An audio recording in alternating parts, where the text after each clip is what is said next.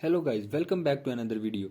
In this video I will show you how to fix Star Wars Jedi Fallen Order black screen problem in your Windows on PC and laptop. So to fix this issue, follow every step as I am showing in this video, and do not forget to subscribe this channel and also press the bell icon for the latest upcoming videos. Hope so this will fix your problem and help you a lot.